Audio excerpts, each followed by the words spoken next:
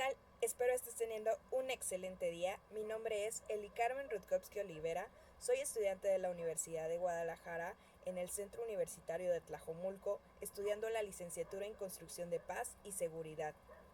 Y en esta ocasión te voy a presentar una tarea de la materia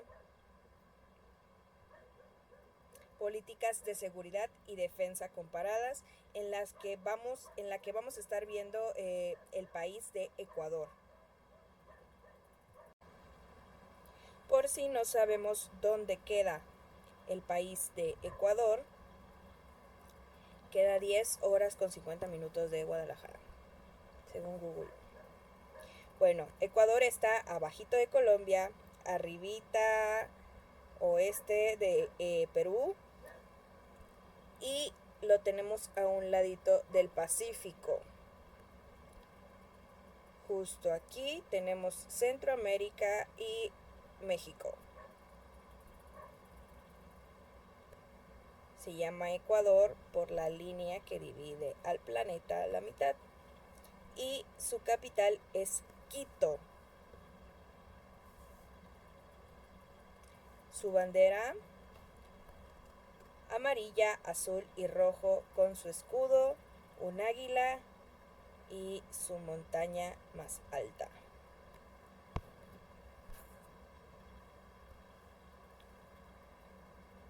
Bueno, Ecuador es un país soberano, constituido en un Estado social, democrático, de derecho y plurinacional, cuya forma de gobierno es la de una república presidencialista, unitaria y descentralizada. Está ubicado en la región noroccidental de América del Sur. Su capital es Quito y la ciudad más poblada del país es Guayaquil. Qué extraño, ¿no? Que no sea su capital la más poblada. No como aquí en México, pues la más poblada es la capital. En Japón, Tokio es la más poblada. Creo que en Estados Unidos, Washington no es la más poblada, pero se me hace raro para ser Latinoamérica. Es miembro de la Comunidad Andina y está organizado en 24 provincias que a su vez se subdividen en cantones. Limita al norte con Colombia, al este y sur con Perú y al oeste con el Océano Pacífico, el cual lo separa del archipiélago de Colón o Islas Galápagos, por aproximadamente 1000 kilómetros de la costa continental entre la península de Santa Elena y la isla San Cristóbal. Limita asimismo con Costa Rica por la frontera marítima de la región insular, la línea equinoccial o paralelo cero. Atraviesa el país y divide los territorios continental e insular en dos, quedando así la mayor parte del territorio ecuatoriano en el hemisferio sur. La cordillera de los Andes divide la parte continental del país del norte a sur, dejando a su flanco occidental el Golfo de Guayaquil y zonas de llanuras y piedemontes, y al oriente la Amazonia. Ecuador ocupa un área de 256.370 kilómetros cuadrados. Es el 10º país más poblado de América, con más de 16 millones de habitantes, el más densamente poblado de América del Sur y el 5º más densamente poblado en toda América. De acuerdo con el periódico El País, en 2023,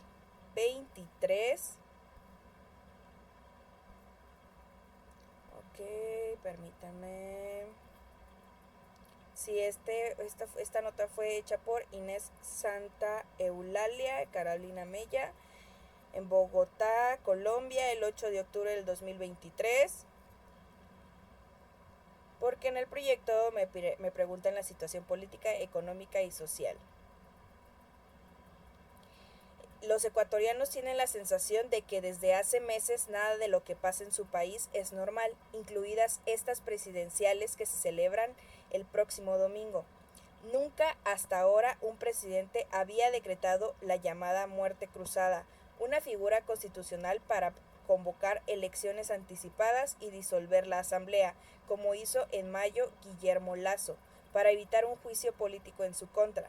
Ni tampoco el miedo se había convertido en un compañero de vida para una sociedad de 18 millones de personas acostumbradas a ver desde la barrera los estragos del narcotráfico en la región. Los electores elegirán entre dos candidatos que, si bien son unos desconocidos para la mayoría, cuentan con unos padrinos que no necesitan descripción en el interior del país. Luisa González es la elegida por el movimiento del expresidente Rafael Correa para tratar de devolver al correísmo al poder, y Daniel Noboa es hijo del millonario empresario Álvaro Noboa, un eterno candidato que trató de llegar a la presidencia hasta en 5 ocasiones sin éxito. Los dos mentores se enfrentaron hace 17 años en las elecciones de 2006, que ganó el correísmo.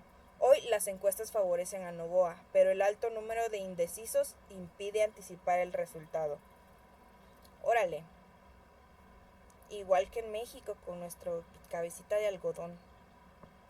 El ganador de las elecciones apenas tendrá 16 meses por delante antes de volver a las urnas, ya que por ley se limitará a terminar el mandato inacabado de Lasso.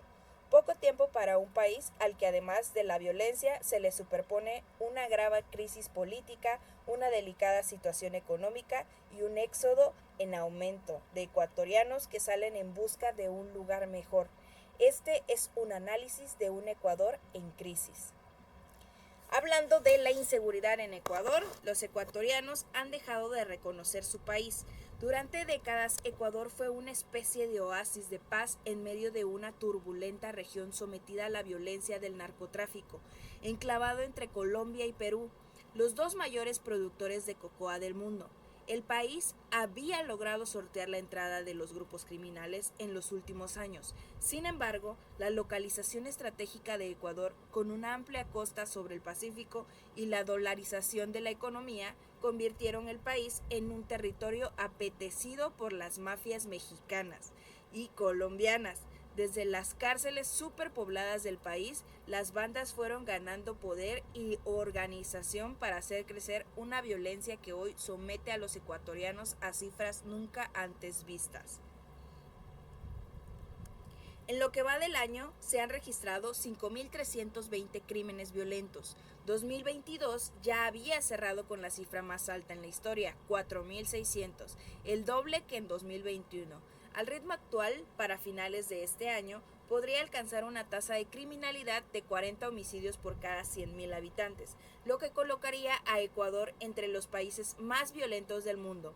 Uno de esos 5.320 crímenes le costó la vida al candidato presidencial Fernando Villavicencio, tras un mitin en Quito, unos días antes de la primera vuelta. Un magnicidio que conmocionó a los ecuatorianos y demostró que nadie está a salvo de la deriva violenta.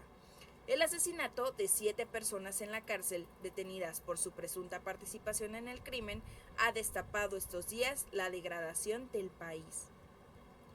En cuestión de política, la batalla de Guillermo Lasso con el Congreso fue la tónica que marcó el mandato hasta alcanzar su punto final en el juicio político contra el mandatario por supuesta corrupción, en el que podría haber sido destituido.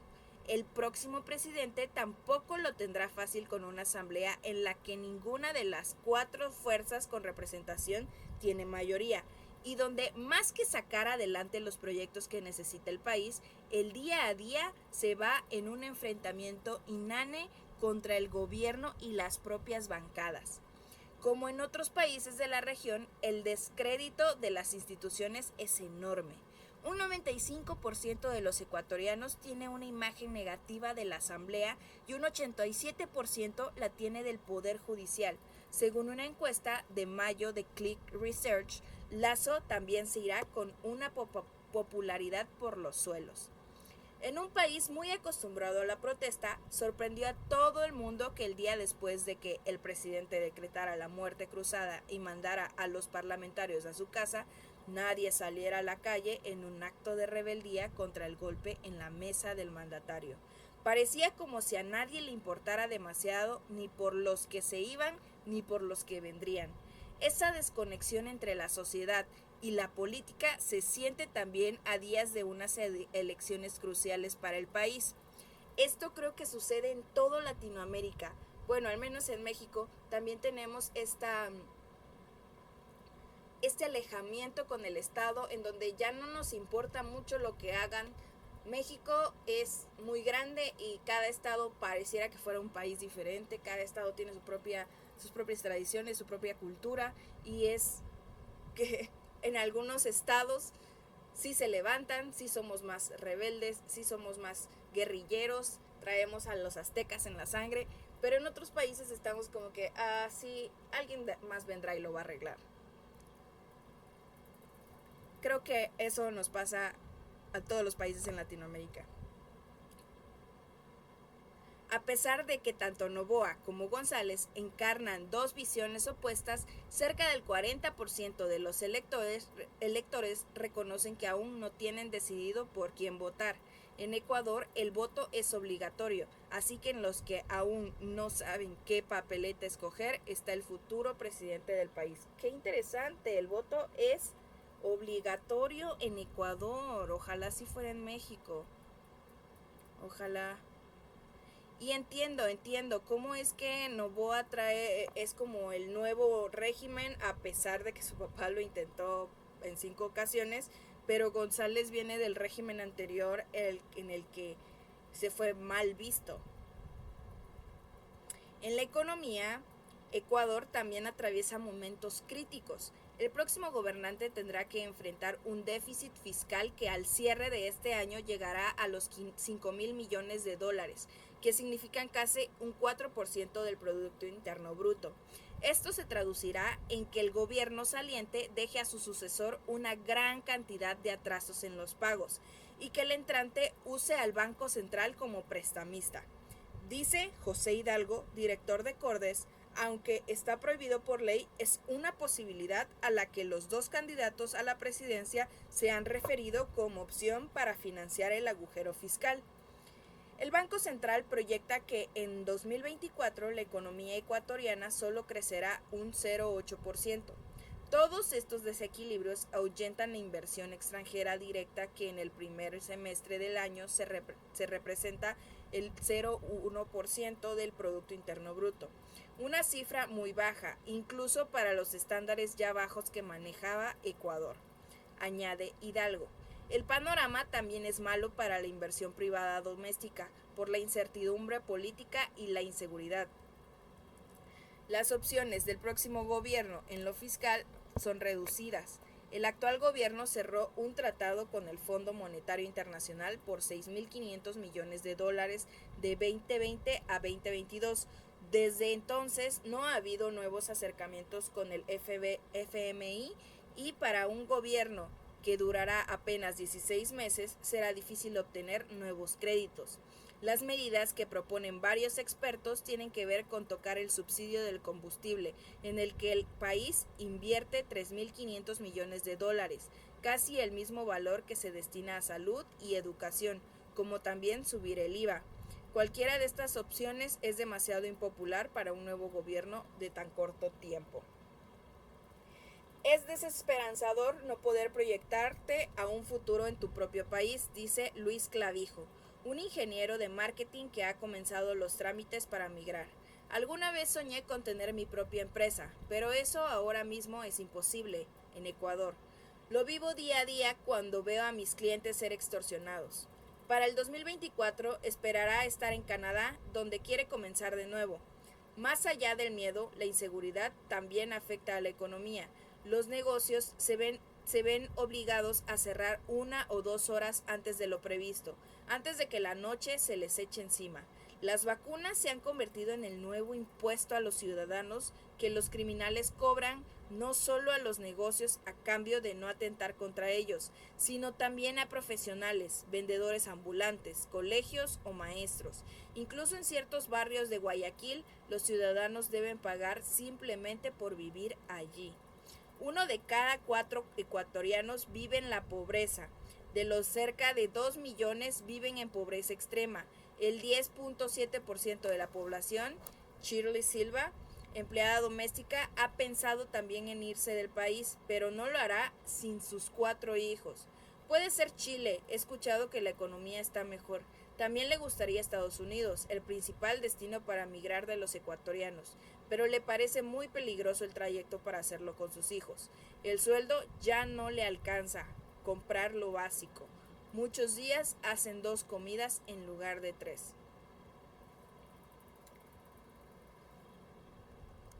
En la migración,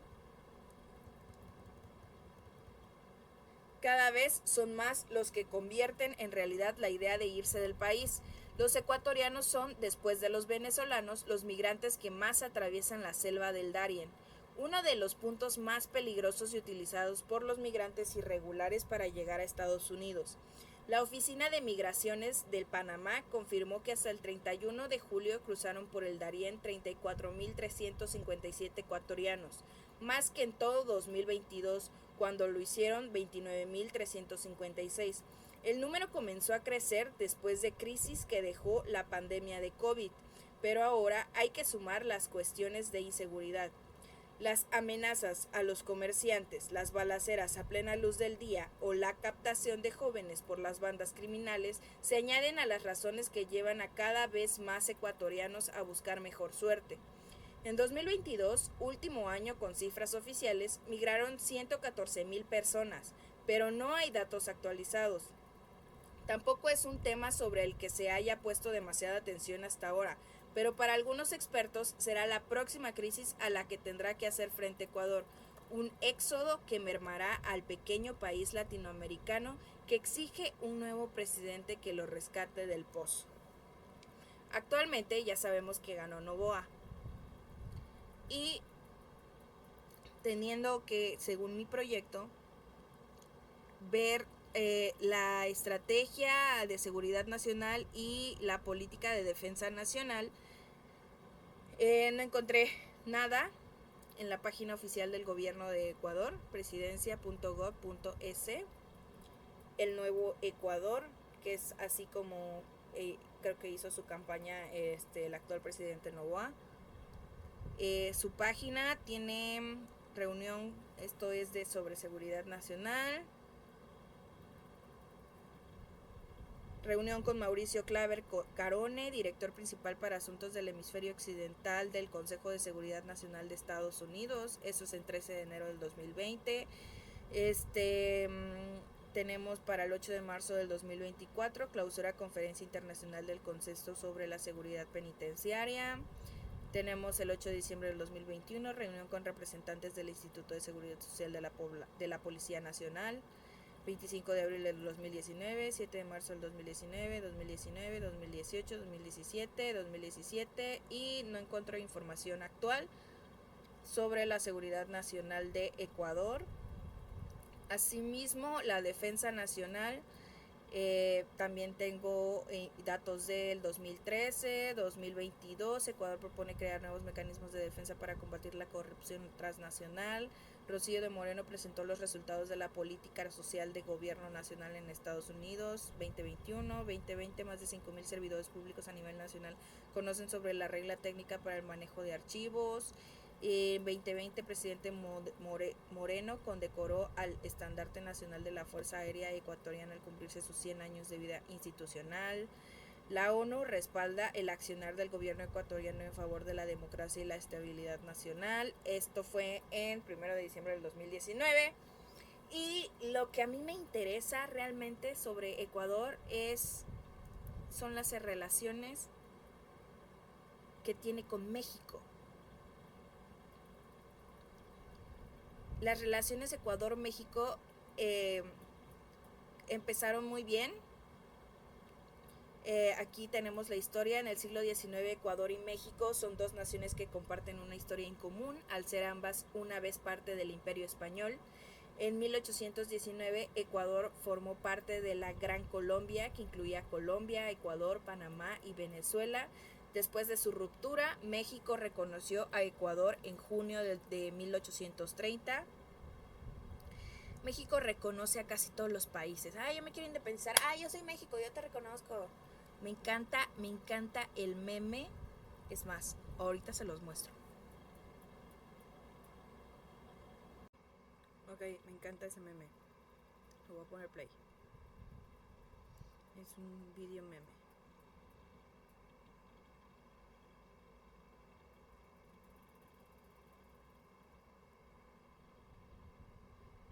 Amigo de Alemania.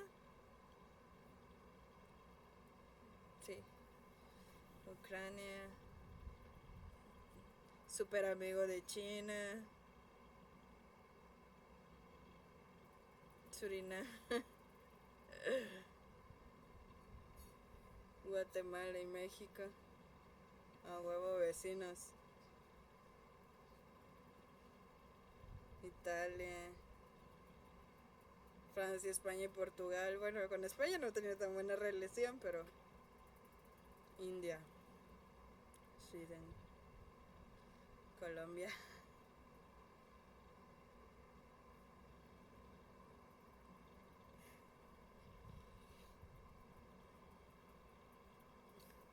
En otros videos ponen a este personaje como Estados Unidos.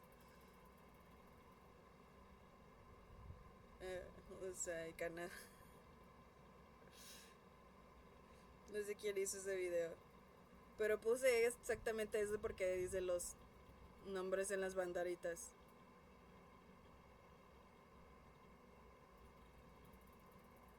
Brasil.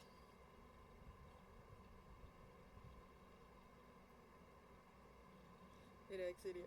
Le faltó ignorar a Ecuador, pero me encanta ese meme. Porque es como el amigo de todos. México. Y entonces quiero volver a las relaciones. Se establecieron oficialmente las relaciones diplomáticas en 1838. Sin embargo, la historia de las negociaciones para el establecimiento de las relaciones diplomáticas entre ambos países comenzaron recién a partir de 1836, cuando durante ese año el entonces presidente de Ecuador, Vicente Rocafuerte, propone al presidente de México, José Justo Corro, la suscripción de un tratado internacional entre ambas naciones, enviando una carta dirigida al diplomático mexicano Juan de Dios Cañedo, quien durante esa época ocupaba el alto cargo de secretario de Estado de las Relaciones Interiores y Exteriores de la República Mexicana, diciendo lo siguiente: ha llegado el momento de que hagamos un tratado de amistad, comercio y navegación por el cual nuestros países puedan sacar mutuas y grandes ventajas de su recíproco tráfico. Como soy mexicano de corazón, me interesó mucho en establecer las más íntimas relaciones entre México y el Ecuador. Hola, qué bonita carta, soy mexicano de corazón. Una vez obtenido el beneplácito del gobierno mexicano, el gobierno ecuatoriano de Rocafuerte designó al militar español Manuel Antonio Luzarraga como el primer encargado de negocios del Ecuador en México. Cabe recordar que si bien Luzarraga tenía nacional española, sin embargo, este era un empresario que ya había vivido durante muchos años en la ciudad de Quito, siendo también a la vez el propietario de una flota de pequeños barcos que realizaban la exportación de los productos agrícolas ecuatorianos hacia México, así como también la importación de mercancías desde dicho país hacia el Ecuador. Y ya me quiero ir directamente al siglo XXI.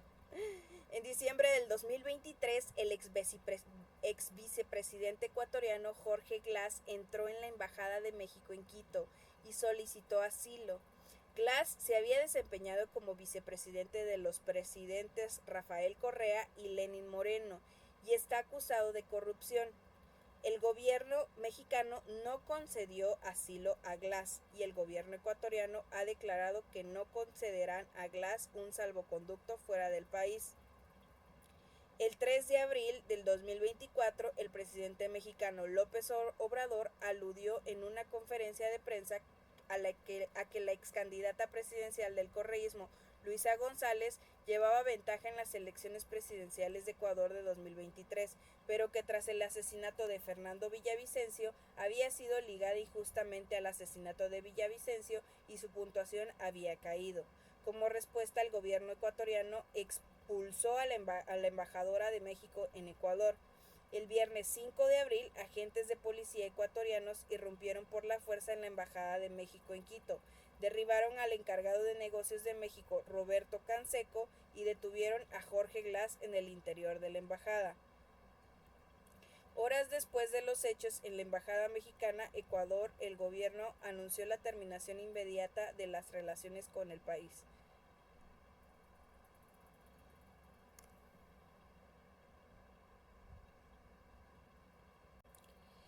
Este señor, el ex vicepresidente de de Ecuador llegó a la embajada mexicana en Quito a pedir asilo político.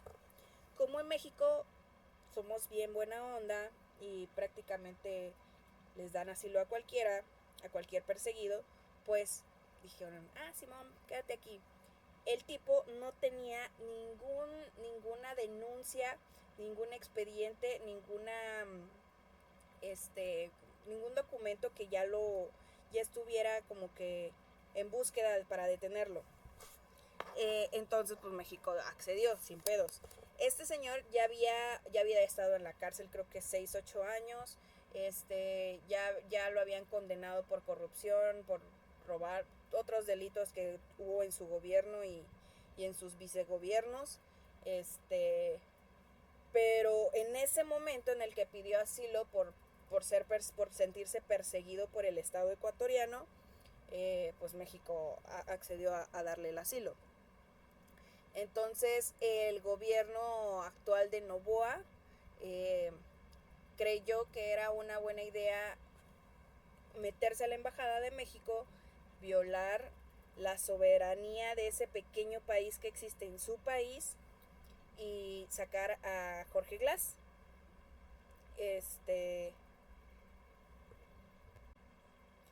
Nuestro presidente, el queridísimo Cabecita de Algodón, sí había hecho comentarios fuera de lugar, pero pues así son los viejitos, hacen comentarios pendejos. Y entonces pues el gobierno de Ecuador entiendo que se sintió muy ofendido por esa acción de mi presidente, pero pues no es lo mismo, o sea, no es lo mismo a estar con la boca a ir y meterte a una embajada, o sea, ni Estados Unidos se lo hizo a Ecuador cuando Ecuador guardó a este chavo de Wikileaks en su embajada, ni Estados Unidos, que esos están locos, no saben ni a quién hacérsela de pedo a lo tonto, ni Estados Unidos hizo eso de irse a meter a una embajada.